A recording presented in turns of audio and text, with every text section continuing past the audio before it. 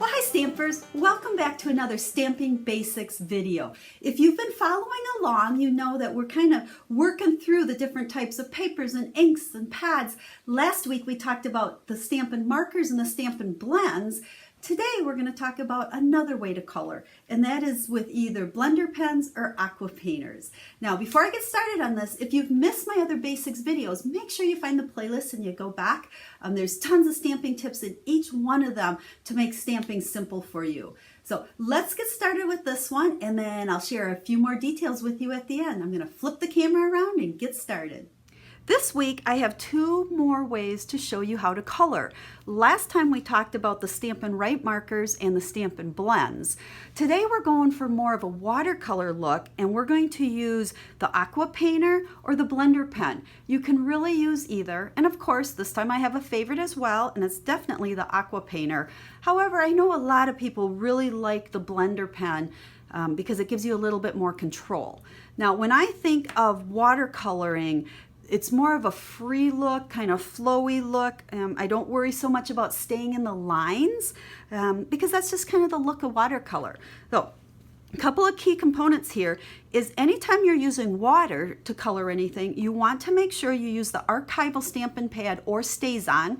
You need a permanent black, and make sure it's good and dry so that ink doesn't smear at all when we add water to it. The other important thing is you want to make sure you are either using the shimmery white cardstock, and I don't know if you can see in the video, but this has a nice little shimmer to it, or you can use watercolor paper because you need something that's able to handle the water. The regular Whisper White, the thick and the regular, they kind of get funky if you add water to them. So you want to use either one of these. I tend to use the shimmery white the most.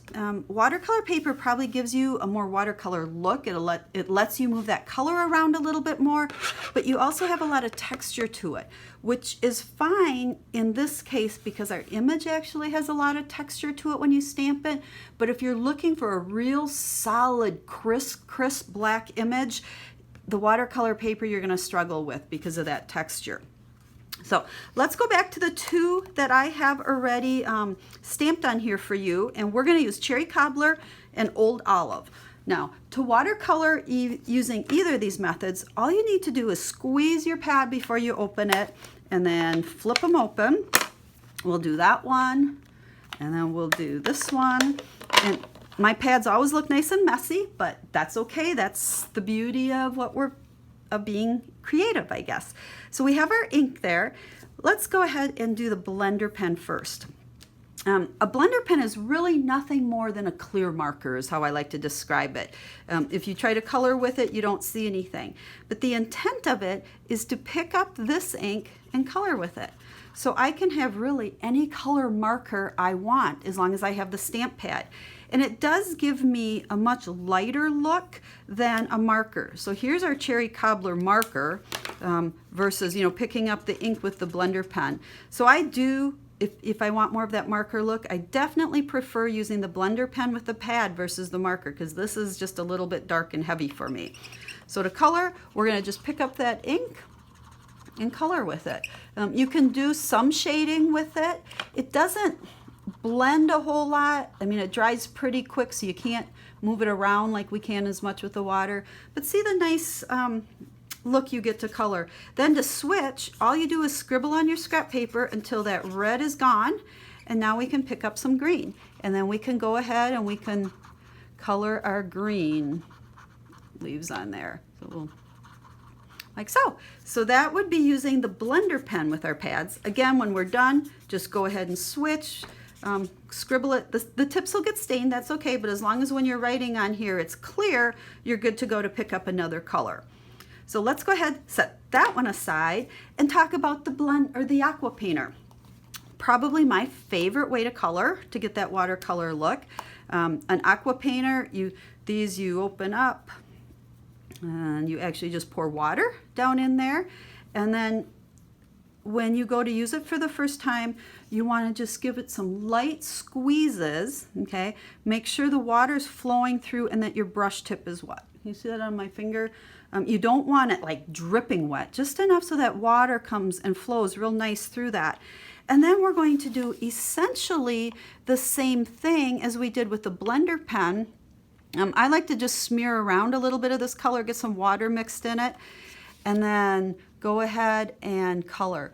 Now you can see how that color moves around more so than with the blender pen. And I can add more, you know, I can get a little bit more shading and stuff with this. And again, don't be afraid to go out of the lines with it. Same concept though, scribble on your scrap paper, make sure it's clear, and then we can come over here and we can pick up some green. The more water you have, the lighter your color is going to be. The less water, it's just going to be a little bit darker. But I think it's the quickest way to color. Like I said, my preferred method. So here are two that I've already colored. This bottom one was with the blender pen. This top one was with the Aqua painter. Now you can see with the Aqua painter, you get a little bit more blending and shading. The blender pen is a little harder to get, you know, different shades in there because you get more of a line. That color just doesn't, I guess, bleed together and blend as nicely. Okay, so that's the difference between using an Aqua painter and a blender pen. So I'm not going to complete a card in this video, but I will just show you the card that I finished in the last Stamping Basics video, where I talked about the two different types of markers, Stampin' Blends and Stampin' Write. And this was the card. So if you missed this one, you can go back and you can see how I put the card together, because I could make the exact same card using our images that were colored with blender pens or Aqua painters. So what do you think? Do you like the look of watercolor? Do you like the blender pen or the Aqua painter better? Like I said, Aqua painter is really my preferred method, but it's really up to you which one that you feel more comfortable with. Anyhow, if you would like to see pictures of the project that I made today or shared with you today, I will have a link in the description of the video to the blog post that shows that project. It was one that I did last week when I colored with the other means. We'd Stampin' Blends and Stampin' Markers, but you'll see the project and all the details about it. So if you have any questions that I can answer, please let me know. I am a 24/7 full-time Stampin' Up! Demonstrator, and my passion is teaching stamping to you so that you can make it simple. It's all about Stampin' Made Simple.